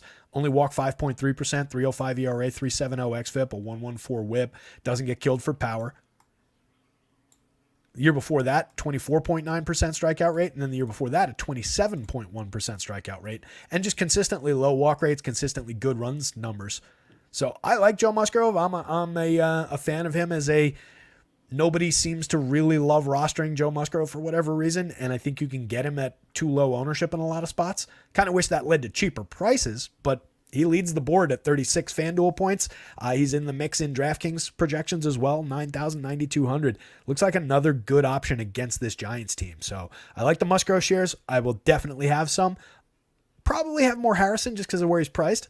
I think he's a little bit more effective that way. But both pitchers in this game, I think, are on the board. Between the two lineups, got to prefer the Padres side. Obviously, you've got a much higher peak talent-wise in there. For one thing, Tatis, Bogarts, Machado are better than any three players on the Giants. Ha-Seong Kim is an excellent option in the leadoff spot. This is the projected version of the Padres lineup. Let's see if we got the confirmed. I don't think we do. We do not. So projected version, moving Ha-Seong Kim up to the leadoff spot against the lefty Xander Bogaerts, dropping to 3 because Jake Cronenworth dips down the lineup. He's been their 3-hitter against righties so far. But if Cronenworth slides down, that reorients the lineup like this. And this is the better version of this lineup, honestly. They have Cronenworth typically in the 3 spot against a righty just so it's not a straight run of righties like that. But I prefer this lineup this way with Cronenworth hitting down lineup further. I talked about him yesterday. He's just miscast as a 3-hitter in my mind. I don't like him in that spot. So it's a functional lineup. Ha-Seong Kim off the top, 17 homers, 38 steals in a breakout campaign last year, 112 WRC plus. Really like him to at least be a catalyst for this offense, get himself to first base. Triple position eligible on FanDuel, 3,000. Just a second baseman on DraftKings. Hurts a little bit, but at least you're not competitive. You're not locked out of rostering like him and Bogaerts, because Bogaerts is now their full-time second baseman, and he's got shortstop eligibility. So those two guys are a little bit reversed, but that's okay. Bogey at 4,800, playable 3,500 is a little bit higher on the FanDuel slate. 19 homers, 19 stolen bases last year, off to a good start this year. 285, 350, 440. He was up and down through the season, but managed to salvage a very good Xander Bogaerts-esque kind of a season last year. Fernando Tatis, superstar caliber player, 25 homers, 29 steals last year, 191 ISO, 113 WRC plus after being out of baseball for a full year. The year before that, monster season, 42 homers, 25 steals, a 156 WRC plus, and a tremendous 328 ISO. So Tatis, absolute star caliber player. Machado with multi-position eligibility on DraftKings, third base and shortstop for 51. Tons and tons of talent there. He's not through with his career by a long shot. 30 home runs last year, 258, 319, 462. He might not be the hitter that he used to be, but we've seen guys make that transition in their early to mid 30s from being like, I'm a really good hitter with power to now I'm not as good a hitter, but I've got more power. And we could see that from Manny here. So I like the upside for him going through the season. 9.32 in the home run model puts him second on the team behind Tatis tonight. Definitely upside. They're very pricey. It's a very top-heavy team. Luis Campusano for the 3,800 on DraftKings is playable for 28. You can stick him into a lineup or two on FanDuel for sure. Makes very good contact. In a small sample last year, 174 plate appearances, 7 homers is very good. 134 WRC plus, 319, 356 on the front end of the triple slash is great. So Campusano, still not high priced enough. You just got other cheap options competing with him for those catcher shares on DraftKings, especially if you're going to one-off catcher. Cronenworth is fine, especially when he dips down to this spot in the lineup. But lefty, we don't love him. And that said, not overly productive last year. 10 home runs, 229, 312, 378, 8% worse than average creating runs. Skippable. Jurickson Profar, skippable. Eggy Rosario, pretty skippable. I don't know how to pronounce that first name. Eggy? Eggy? I'm going to just keep calling him Eggy, which is probably offensive, but whatever. Eggy Rosario. Not like actually offensive, but like, nobody wants to be called Eggy unless that's actually how you pronounce your name. And then last guy on deck, Jackson Merrill. Still a shortstop on FanDuel. Got outfield eligibility now on DraftKings. He's their starting center fielder, so that makes sense. Very young player, high-end prospect, won the gig out of spring training. Hit everything hard in the South Korea games. I didn't get a chance to see if what he did in yesterday's game. But still very, very cheap for a lot of talent. At worst, you can use them as a wraparound back up to these guys. Help lower the price if you're rostering a 5-man pods. Maybe you go those 4 with Jackson Merrill as a wraparound to help bring the price down a little bit. It's not bad. Probably prefer Campusano in that mix as a straight line 5-man. But if that $800 makes a difference, I think that's a reasonable enough pivot. Yankees lineup just dropped. Son of a bitch. Oswaldo Cabrera's back in it. Cabrera instead of Birdie at the bottom of the lineup. Otherwise looks pretty similar to what we were looking at. Torres, Soto, Judge, Rizzo, Stanton, Verdugo, Volpe, and Wells ahead of Oswaldo. Maybe Oswaldo's going to hit 162 home runs this year. Who knows? So the pods, especially on the top end, obviously, always playable, but I like the upside for Harrison. He's one of my guys on the Dynasty team. You're going to hear a lot about these guys this season. And then on the Giants side of things, going up against Musgrove, I don't particularly love their opportunity today, but they are cheap.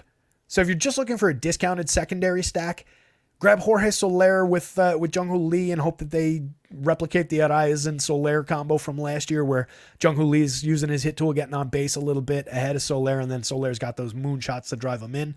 Soler, 36 home runs last year, 262 ISO, creator runs 26% better than average. Lamont Wade, a very good lefty hitter who gets himself to first base very, very well. 373 on base. It was over 400 for most of the year last year. 17 home runs. Reasonable premium contact in terms of barrels, so I don't dislike Lamont Wade. Matt Chapman, tremendous contact profile, 17.1% barrels, 56.1% hard hits from the right side last year. Just amounted to a 185 ISO and 17 home runs, most of which came early in the season before he completely cratered late. But he's not, I don't think he's done. Let's put it that way. Maybe it's a early season breakout. Maybe it's a mid-season run. I do think there's a stretch of power at the very least coming from Matt Chapman. I think there's season-long upside. Conforto, Tider Estrada, playable. Probably like Estrada's bat better given the speed and power combo, the better overall production, 271, 315 on the front end of the triple slash last year. Conforto used to be a good lefty hitter. Now he's just kind of in between. 15 homers last year, weak triple slash overall. It was okay getting on base at 334, but wasn't a good Conforto year last year. Pat Bailey, Austin Slater, Nick Ahmed. Bailey's got a little bit of pop as a cheap catcher, but we're not really looking at the Giants' last 3 hitters all that much here. So both pitchers, Kyle Harrison at a cheap price, big yes. Joe Musgrove at an expensive price and the highest projection, big yes. Padres bats on the top end plus Jackson Merrill from the bottom I think are interesting. 1 through 5 plus Jackson Merrill are interesting. Giants bats, it's more like 1 and 2 together. Maybe you go 1, 2, 4 with Lee, Soler, and Matt Chapman as a 3-man, something like that. Playable guys go 1 through 6 on that team. Bo Sox, Mariners. So this is the outlier that I was talking about with Nick Pivetta at the top of the show. 31.2% strikeouts last year. That jumped in 142 and 2/3 innings from 22.6 the year before. 26.5 is more like it the year before that in 155 innings. He cut his walks from 9.4, 9.8 the 2 years before to 8.5% while driving up those strikeouts. 4.04 ERA, a 3.55 xFIP, had a 13.1% swinging strike. That's all your differences right there. 13.1% swinging. I got to double check. I knew last year, but I forget what the repertoire change was from him that made that difference. But he found some workable pitches there, obviously. Taking the swinging strike rate up by 3 percentage points makes a huge, huge difference. I just need to see it again. I need to see a bigger run of Nick Pivetta being good before I really buy into it. Especially going up against a Mariners team that I kind of like. I like the power upside. You've got Julio Rodriguez, who I made the home run pick of the day at 4,000, 6,000. Way expensive on DraftKings. Note that I didn't put a too expensive on that because everybody around him is very cheap. So if you just went with a straight line, you can't go straight line 5-man on DK because 2 catchers. But if you go like that, you're only dealing with a $4,300 average, even with that 6,000 in there. So a lot of enthusiasm for Julio, and then a couple big power bats at the catcher spot if they're both in the lineup, in Mitch Garver and Cal Raleigh. Mitch Haniger, kind of sneaky interesting maybe. Bad last year. 209, 266, 365 in a partial season, 229 plate appearances. Only a 73 WRC plus. Only made 247 plate appearances the year before that. Only hit 11 home runs. Had a 113 WRC plus, so that was all right. But still, another just partial season. The year before that, on this Mariners team, dude hit 39 home runs. Scored 110. Drove in 100. 253, 318, 485, created runs 20% better than average, 232 ISO. That was in 691 plate appearances, more than he made these two seasons combined. Is a return to form out of the question? Coming back to Seattle? Not necessarily. It's cheap enough to find out at 2,600, 3,500. If you're building Mariner stacks, I like the idea of getting Mitch into some of them. Dominic Canzone, not really. He did have 6 home runs in only 182 plate appearances. He's kind of an afterthought down the bottom of the lineup. It is a good contact profile, though. 12.1% barrels, 42.6% hard hits. Could be a sneaky, cheap guy to build into a Mariner stack or two. Is getting the lefty-righty advantage. So there's a little bit there. Pivetta, by the way, even in the good season last year, did give up a lot of premium contact and a lot of power. 3.92% home run rate is approaching that 4 that I mentioned. Good as 4. 90 plus miles an hour at 90.5 is above. I'm always, like I said yesterday, looking for 90 plus to indicate that there's home run upside for the opposing team. 43.7% hard hits is a lot of hard hits. The average launch angle was up. You get fly ball pitchers. Launch angle on its own isn't a good way to measure a pitcher, because you'll get pitchers. If I induce 18 pop outs in the infield, that's going to have a high launch angle and it's not going to mean anything about power. But when you combine it with these other factors, it does tell you with the trajectory of these balls. And launch angle is a part of barrel rate, so 11.8% barrel rate. That's a high barrel rate. That's what led to a lot of those home runs. So I think that's that is what's feeding some of the upside for Mariners power here. And I think Pivetta could be a bit trappy here if people are going to him. You can see he doesn't project all that great in the model because the model knows about those previous years. It's taking it all into account. He's got upside beyond this for sure. He's not too high priced. 8,500 is a decent price, especially if he's this pitcher. 8,100, definitely playable on DraftKings. I do think Nick Pivetta is playable, and there are plenty of strikeouts here for him. A lot of guys in the mid to high 20s here. But I don't love it. George Kirby at 9,600, 9,700, I think is fantastic. 190 and 2/3 last year, just a 22.7% strikeout rate. But that's the mold that these Mariners pitch in. They're more focused on strikeout to walk rate. All these guys, good mid-20s strikeout rate, a little above league average type strikeout rate, 22 to 25%, and then low walk rates. Luis Castillo accepted. I'm talking about the guys who came up through the Mariners system. But a 3.35 ERA, a 3.63 xFIP, just a 1.04 whip last year. Didn't allow that much premium contact or that much power, 2.91% home runs. George Kirby is a very, very good starter. Going up against a Boston team that does have good pop, does have some good lefty hitters in it, namely Tristan Casas, Rafael Devers. Jarren Duran's actually also a pretty decent lefty. Masataka Yoshida, not bad. So this Red Sox team, they're a work in progress. It remains to be seen how good they end up being. But I kind of like the spot for Kirby to go out and have a pretty damn good start here. It might not be a dominant fantasy start, but I think he's like, for the money at a very high price on this slate, he gives you a modicum of safety if nothing else. So I don't dislike the Kirby play at all. That said, I think I do have him behind some of the other guys at better prices. And then like Joe Musgrove, obviously at the top of the board at a lower price. But like the Kyle Harrisons, maybe even Logan Allen based on that matchup. Maybe Carlos Rodon and Christian Javier at lower prices. But Kirby firmly in the mix. Talked about the Mariners. If you're going to Red Sox bats against Kirby, not my favorite spot by a long shot, but I do think Jarren Duran, a very interesting option at only 2,800, 4,600.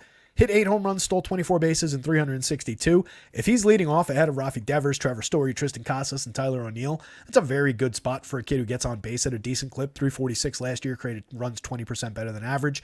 With that kind of speed, with that kind of run creation ability, I don't dislike that spot in combination with these other guys, and he's got a little bit of individual upside. Rafi Devers is a tremendous hitter, 33 home runs last year, 271, 351, 500, triple slash, 229 ISO, created runs 24% better than average, and that was kind of a down season for him. Still made tremendous contact, 40 home run upside, higher batting average, better on base percentage, better run creation marks are all on the table for Rafi Devers this season. Trevor Story, forgotten man, 2,800, only made 168 plate appearances last year for this team, 2,800 on FanDuel, 4,500 on DraftKings. Tons of talent there. A lot of it, maybe course field driven in years past, but I do like the idea of a bounce back from Trevor Story. I don't think he's this guy anyway. He's not shot. Tons of power between these two. Love the lefty-righty combo. Tyler O'Neill hit his traditional leadoff opening day home run yesterday. He's got 5 opening day home runs in a row. That's an MLB record. But I love the upside for O'Neill in this lineup. He only hit 9 home runs, stole 5 bases because he only made 266 plate appearances last year. He's very injury prone, but we only care about him for DFS on the days that he's actually in the lineup anyway, so it doesn't really matter. Only 383 plate appearances the year before, hit 14, stole 14. Year before that was a great year. 537 plate appearances. Played a full season finally. 34 home runs, 15 stolen bases. He's got sneaky speed. He's not like the fastest guy in the world, but stolen base-wise, sneaky 15 steals upside for Tyler O'Neill, and love the power upside. Still managed a 12.3% barrel, 43.3% hard hit last year. And then Tristan Casas, the lefty, dominant, not a dominant season, but a very, very strong season in 500 plate appearances, 24 home runs, 367 on base, 226 ISO, 129 WRC plus as a young player, just finding his footing. Only 4,900 on DraftKings is too cheap for Tristan Casas. He should be a $5,000 player. $3,000 on FanDuel, too cheap. It's not a great matchup because Kirby's very, very talented, but I really like this left-handed first baseman for these prices. Yoshida finished the year 289, 338, 445 last year, was good for run creation. Mid-range power, mid-range stolen base totals is probably about right. We might see a little bit more hit tool focus out of him in this season, rather than looking for any kind of power. So maybe he goes over 300, pushes the on base a little bit, but dips in a little power and makes it up in stolen bases. We'll see what kind of player he is this year. Cedric Rafaela, multi-position eligible for only 2,400, one of their top prospects. Cup of coffee last year, 2 home runs, 3 stolen bases. A reasonable option for multi-category contributions. And then Emmanuel Valdez and Connor Wong just kind of afterthoughts at the bottom, although Connor Wong does make decent premium contact. 2 years ago, an 11.8% barrel rate. Last year, 9.1%. 9 home runs and 403 plate appearances. Nothing to get excited about. But if you're stacking Red Sox and you need a catcher, he's at the bottom of the lineup. It's not ideal, but maybe you sneak him into one of your many Red Sox stacks. If you're building a lot of Red Sox stacks, which I wouldn't really recommend here. So, yes to George Kirby at high prices, but not the top overall pitcher by any means. Shaky for me for Nick Pivetta, where he's projected what I think of him, but the price is right at the very least. I do think you can take shares of Nick Pivetta, and I could be wrong about where he is. Mariners, big yes. I like the Mariners side better than I like the Pivetta side for sure. I will have some Mariners. Julio Rodriguez was the overall home run pick of the day. And then Red Sox, a light yes. A couple shares maybe as a secondary stack with if you can get Rafi Devers, Tristan Casas, Tyler O'Neill as a secondary stack, that's not bad. If you can 5-man that's not bad. But I don't love the Red Sox spot today. 2 games ago, Rockies got absolutely annihilated by the Diamondbacks last night. They'll get annihilated by the Cardinals some other time this season. And now they're bringing in Cal Quantrill to pitch today. If you're rostering Cal Quantrill in any kind of fantasy, you're completely out of your mind. 99 and 2/3 last year, 19 starts, 13.1% strikeout rate, a 5.24 ERA, a 5.43 xFIP, 1.46 WHIP. Yeah, he didn't give up a ton of home runs. I'll give him that. 2.48% home run rate. But nearly 40% hard hits allowed. The exit velo was fine because he's not bringing it with a ton of velo coming in. But 8.4% barrels is approaching a somewhat aggressive level. So I think that we see a little bit more power against potentially here and could get started quickly with this Diamondbacks lineup. So I greatly prefer the Diamondbacks side of this one. They're one of the two teams over 5 implied runs today. I definitely think you can go right back to the well with D-back stacks. They look pretty good. Merrill Kelly for 9,400 on both sites, definitely in play. That said, I don't completely hate this Rockies lineup. I'm going to keep talking about it. Rockies on the road against a righty has been an ongoing theme for just total failure for several years now. And it could easily continue. Merrill Kelly's a decent pitcher. 3.29 ERA, a 3.84 xFIP last season. He walked too many at 9.6%, struck out nearly 26% across his 177 and 2/3. Good 12% swinging strike rate, but you can see the walks where they come from. Doesn't throw enough called strikes. CSW is just at 27.6. That should be higher with a 12% swinging strike rate. But not terrible for power by any means. 2.77% home runs. Premium contact is okay. Not great, but okay. But I do think there's upside. I will play Merrill Kelly against this team, but as a sneaky stack coming back the other way, and if nothing else, you can't convince me that Nolan Jones isn't a good player. He's only 3,300 on FanDuel, outfield and first base eligible. He's 5,200 on DraftKings, which would be problematic if everyone around him wasn't cheap. But if you're stacking, I think there's cheap enough options that 5,200 doesn't really matter. And then everybody is workable on the FanDuel slate. Nolan Jones in 424 plate appearances, little Coors boost, but not totally. 20 home runs, 20 stolen bases in that few plate appearances is pretty fantastic. 35% better than average creating runs, 297, 389, 542 last year. I like Nolan Jones in this spot. Very good contact profile too. Brendan Rodgers in a small sample of 192 plate appearances had a pretty good contact profile. 11% barrels, 40.2% hard hits. It resulted in just 4 home runs in the small sample. 258, 313, 388. If he's hitting here in this lineup, that's not uninteresting. Former highly regarded prospect, and he's cheap at second base at 3,200 on DraftKings, cheap at second base at 2,700 on FanDuel. Ryan McMahon is typically better when he's playing at Coors Field, but he's a good lefty bat, very good premium contact profile, hit 23 home runs in 627 plate appearances last year, a 191 ISO, has been over a 200 ISO in years past, I think. Not in these years past anyway. 195 2 years ago with 23 homers. 168 with 20 homers in 2022. But we know what we're getting out of Ryan McMahon. It's cheap lefty pop on the right day. Third base only on DraftKings. Third base and second base on FanDuel. Leadoff veteran Charlie Blackmon, at the very least, is still good at putting the ball in play and reaching first base. He's lost most of the power that he used to have, but he doesn't strike out. 13.3% strikeout rate last year. He does draw walks, 9.4% walk rate. You can see the premium contact over here is just, very low. But a 363 on base kept him above the waterline for run creation last year. Only 8 homers, 4 stolen bases in 413 plate appearances. But as a leadoff lefty ahead of Chris Bryant, Nolan Jones, it's reasonable enough. And he's cheap, 3,000, 4,000. Chris Bryant I'm totally convinced Chris Bryant is not done as a high-end Major League Baseball player. 335 plate appearances last year, totally derailed by injuries throughout the season. Only managed 10 home runs and a 73 WRC+. Year before, he was even more waylaid by injuries, only made 181 plate appearances. At least that year when he played, he was still good. 306, 376, 475, created runs 25% better than average, 5 home runs in the tiny sample. I just think it's just been happenstance that's completely destroyed Chris Bryant the last couple of years. I don't dislike him in this lineup. 4,000, 2,800 across sites, projects out fairly well, mid-range home run upside. Blackmon, Bryant, Jones, and then like any two of these guys, I think is good. Or excuse me, any two of like these guys. They've got some young talent down lineup too. Eloyers Montero, decent right-handed power bat, potentially anyway. Hit 11 home runs in 307 last year, a 183 ISO. An okay contact profile, especially the hard hit side of it, 43.8% hard hits. And a lot of minor league home runs, if not, in his pocket. 2,200 on FanDuel, too. Both corners is pretty decent. 3,500 at first base is okay on DraftKings.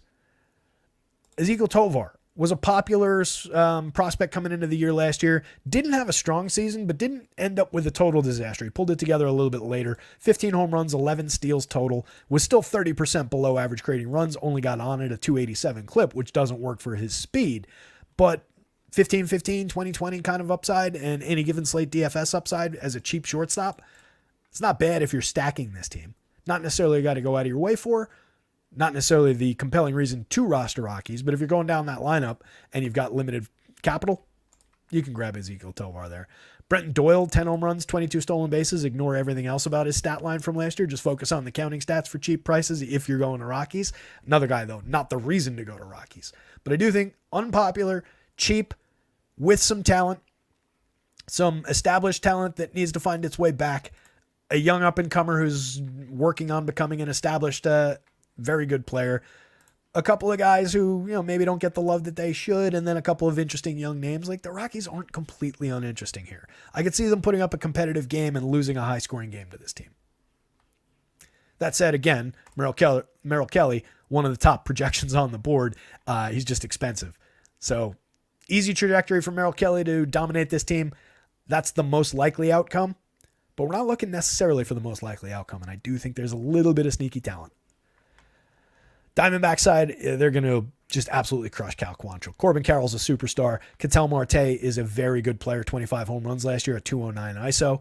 Lourdes Gurriel, 24 home runs, bounced back with the power, took a dip in his triple slash, but bounced back for power last year, finished the season at 201 ISO, 106 WRC+. One of my favorite power hitters in the league at first base. 33 home runs out of Christian Walker last year. What I like about Christian Walker is you don't get that shaky, like 3 true outcomes upside in DFS. For DFS purposes, only a 19.2% strikeout rate, draws a bunch of walks, gets on base at a decent clip, creates runs really well, 120 WRC plus last year across 661 plate appearances. I really like Christian Walker. I like him for some home run upside. 6.64 is the highest mark on that Diamondbacks team today. Jock Peterson, maybe a little sneaky, 2,700 on FanDuel, 3,900 on DraftKings. Had a down season last year, 15 homers, 235, 348, 416. On base was okay. The home run total was all right for his 425 opportunities and finished above the waterline for run creation. I like Jock Peterson to hit for more power, and especially when he's facing a really bad righty. There's a ton of home run equity for Jock Peterson today. I'm trying to talk fast and get through this. It's 5:31, and I still got to do basketball projections. Gabriel Moreno, 3,600, 2,600 across sites. Cheap catcher, a lot of talent. 284, 339, 408, 103 WRC plus last year. Hit 7 home runs in the small sample. At worst, a very good bat. I don't know how much power he brings to the table, but he can keep a lineup moving. He can provide correlated scoring, and he's a cheap catcher option where you need catchers on a team that I think we're going to be stacking pretty popularly. Might draw a little bit too much popularity. There are other catcher options, but you're not really looking at him as a one-off catcher. I think he's a stacked catcher. Eugenio Suarez. Don't forget Eugenio Suarez at the bottom of this lineup. 4,000 on DraftKings at third base, 2,900 on FanDuel at third base. Very cheap for a guy who, had a down season with just, quote-unquote, just 22 home runs, a 159 ISO. Still managed to create runs better than average slightly last year. Strikes out a ton. Doesn't hit for average very much at all. But the last 2 years in a row before last year, 31 home runs in each of those seasons. One of the better power hitters over the last few years in all of baseball. Eugenio Suarez has an easy path back to 30 home runs in this Diamondbacks lineup. A lot of, less pressure here. I like the spot. Still managed a 12.7% barrel rate, 43% hard hits last year. Just lost some home runs along the way, but I like him to get back to 30-plus home runs this season. Alec Thomas is also kind of interesting down the bottom of the lineup, just for like mid-range, 15, 18 home runs, 15, 18 stolen base type. For cheap when nobody's going to him in the outfield, I don't dislike it. Geraldo Perdomo delivered a little bit last year, tiny little bit, but probably an afterthought. Maybe use him as a wraparound if you need to get cheap at the bottom of the lineup. Cal Quantrill, extremely no. Merrill Kelly, big yes, but he's very high priced.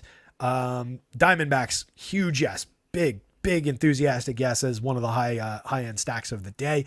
And then Rockies as a low-owned, potentially sneaky, cheap stack. Maybe keep them in mind for cheap, sneaky secondaries. I do think there's a little bit of viability there. All right, last game up. Bobby Miller. Bobby Miller time. Let's talk real quick about Zach Thompson off the top because he's very cheap. Doesn't project out all that well. Had a decent 9 starts in 66 innings last year. I don't want to totally discount him. 4.48 ERA, a 3.83 xFIP are pretty good. The walks is a little bit too high, but a 25.1% strikeout rate, a young lefty. There's reason to believe that he could have some successful outings at cheap prices in the next few weeks. Not against the National League All-Star team that is the Dodgers, though. I just don't think you need him here. I don't think, even for the price, I just don't think there's enough path to success to roster him. So Thompson's off the list for me. Bobby Miller doesn't project as strongly as I thought he would today.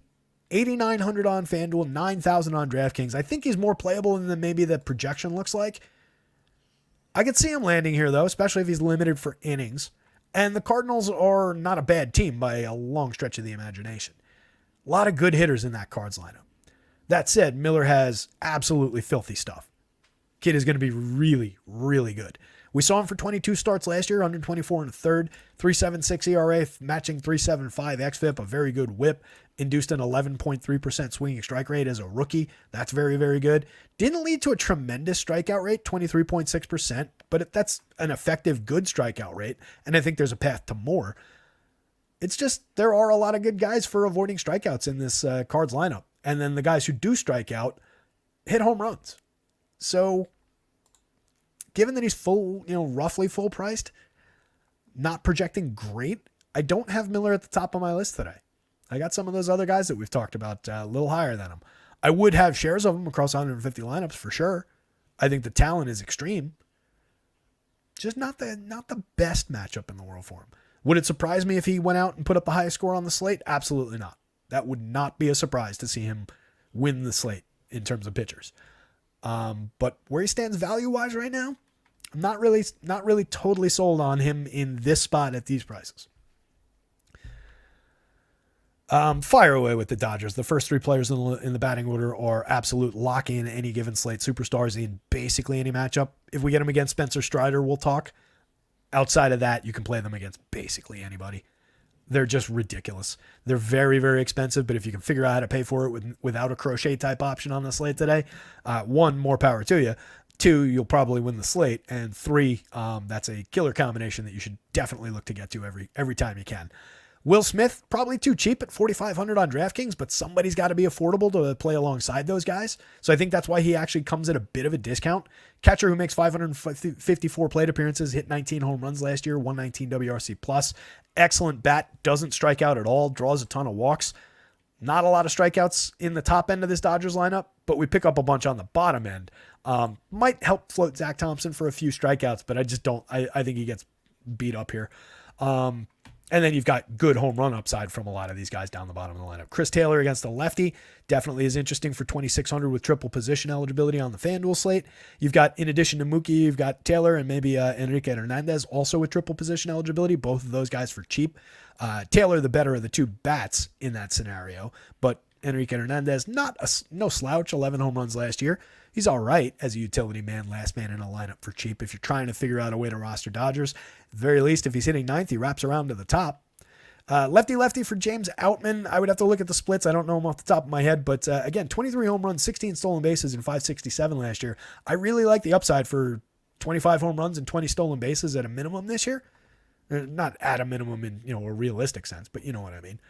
And then two free swinging power hitters from the right and the left side of the plate in the middle of the lineup in Teoscar and Max Muncy. Both of them strike out a lot. Muncy's a more valuable hitter in that he's an actual three true outcomes guy, draws walks, gets on at a 333 clip, created runs 18% better than average despite going 212 on the front end of the triple slash. Teoscar hits for a little bit more average, doesn't draw any walks, doesn't get on bases frequently. A little bit less power from the right side, but he's had a bunch of tremendous home run seasons. And is it an affordable price at $3,000 on FanDuel? Came down from the $5,000 level on DraftKings at the very least. A lot of premium contact for those two guys, so don't lose them in the mix with all these excellent Dodgers either. That's a top to bottom lineup, 1 through 9. On the card side, if you're going up against Bobby Miller, wouldn't be my strongest recommendation. You do have Nolan Gorman above the magic number for home run upside. He hit 27 last year to lead the team at 241 ISO. Fantastic contact profile. And that was him emerging as who he was expected to be.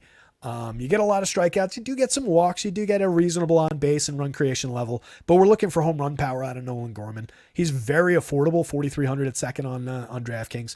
Multi-position eligible for 33 on FanDuel makes him appealing. Paul Goldschmidt, Nolan Arenado, you can still keep on rolling out. Goldie homered last night. Brendan Donovan from the leadoff spot at 35-27, triple position eligible on FanDuel. He's more interesting as a FanDuel play. 3,500 locked into the same position as Gorman on DraftKings. Kind of crosses him off if you're going to this stack. But on FanDuel with the triple position with the cheap price, makes him an interesting option to just go straight line four-man. Donovan, Goldschmidt, Gorman, Arenado off the top. That's playable.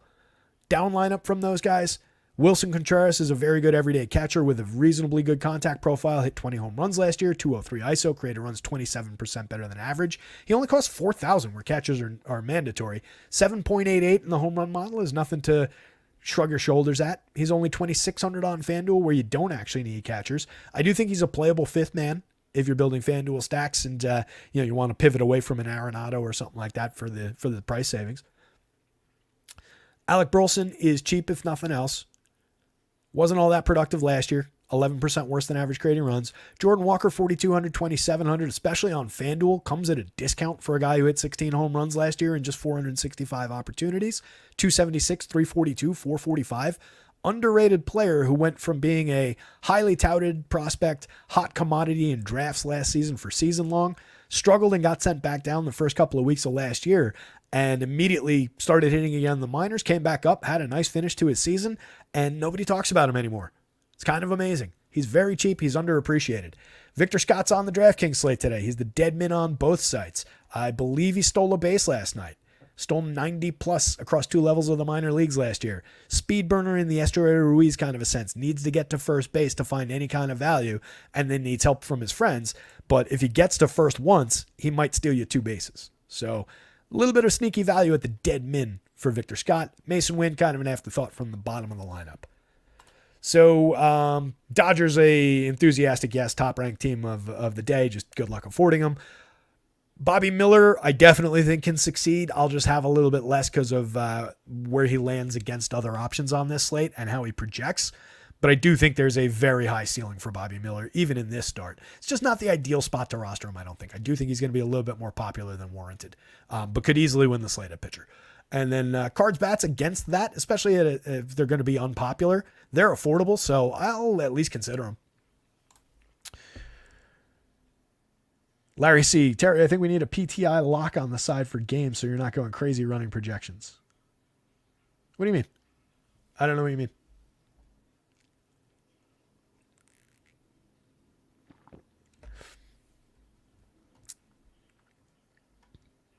The rain in Oakland is really bad at the moment. I forgot about that.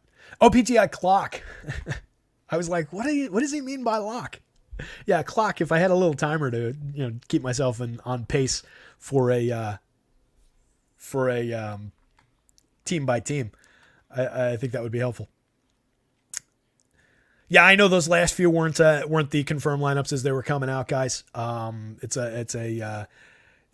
was trying to make pace a little bit, and I do have to jump out of here now because I still have to get these lineups updated and the projections updated, and I still got to do the basketball projections. So let me get out of here. You guys absolutely rock. Hit the like button, hit the subscribe if you haven't already. Follow the @rotoscouts Twitter handle. If you see those things pop up, give it a little bit of a retweet so we spread the word. And check out our pals over at acemind.io. Should be launching the sim products for baseball in the next day or so, as I hear it. And if you go over there, you use promo code ROTOSCOUTS. First off, you get your first 3 days for free from them without using the promo code. That's just standard for them. Check out their products for free. But if you do decide to buy it, use the promo code ROTOSCOUTS because it gives you 20% off your first month over there, and it helps us out a little bit. So that's about it, guys. Take these plays and go win something tonight. Somebody go win something tonight. That's what I'm here for. I want to see you guys do well. I want to see you guys win something. Good luck out there. No idea what the weekend schedule is going to look like. Full projections for everything. All the content will be up on the website. Show-wise, I'm still kind of undecided because I don't want to start a pattern of doing Saturday shows because when the Yankees are at home on Saturdays, I'm going to be going to those games. So I'm not entirely sure what we're going to do with shows. But keep an eye on it. That's why you got to subscribe on YouTube. I will see you when I see you. Adios, gang.